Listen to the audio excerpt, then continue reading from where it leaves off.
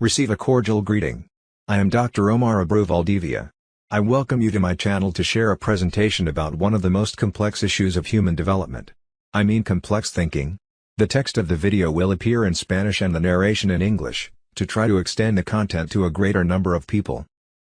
What is the origin of this complex and dynamic term? When did it start to be used academically? The term creativity is very recent. It did not appear in the dictionary of the Royal Spanish Academy, RAE, until 1984. The Greeks did not use it in their vocabulary. Instead they used the word techne. What does it mean to know practical, to do? Knowing how to do and knowing how to act. It has to do with making concrete decisions, and rightly so. Going deeper into the origin of the term at hand, I will tell you that years later the word ex nihilo arose, which Christians attributed exclusively to the creative capacity of God as the supreme being. Ex nihilo refers to what is created from nothing without there having been a starting point or reference point. In the 20th century, a new term arose, known as pancreationism, which discovers and recognizes the creative capacity of all human beings. It meant a significant step forward. The creative capacity ceased to be an exclusive patrimony of God, from this moment on. According to the Royal Academy of the Spanish language, the word create comes from the Latin creare, whose meaning is to produce something out of nothing. It can also be understood as establishing, founding, introducing something for the first time, give birth or life. On the other hand, the same institution, that is, the Royal Academy of the Spanish language, states that the word creativity must be understood as the power to create or as the creative capacity of human beings in a specific context. In the same direction, the Royal Academy of the Spanish language refers to the word creative as a characteristic that distinguishes the person capable of creating something that has not existed until now, in any sphere of life, as these images suggest.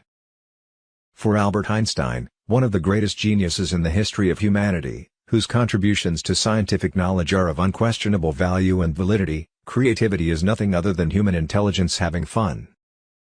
The following question is related to a fairly widespread problem. It has the purpose of stimulating your creativity to find a solution to it and to demonstrate that creativity is necessary in all manifestations of life. How would you contribute to reduce obesity problems in children? How would you do it? The answers can be many and varied, however the problem still persists, unfortunately. One of the alternative solutions that can be most effective in the case of children is fun. Did it occur to you? Great, if so. Creative thinking has to do with behavior, creative capacity and the psychological, cognitive and affective processes of the human being. It is developed to solve problems by looking for different alternatives and associating complex situations. Creative thinking is manifested in creative behavior. It is a capacity that is formed and developed from the integration of cognitive and affective psychological processes and that predisposes everyone to organize original and innovative responses to a given situation or problem. That must be solved, leaving aside known solutions and looking for alternative solutions that lead to new results or new productions.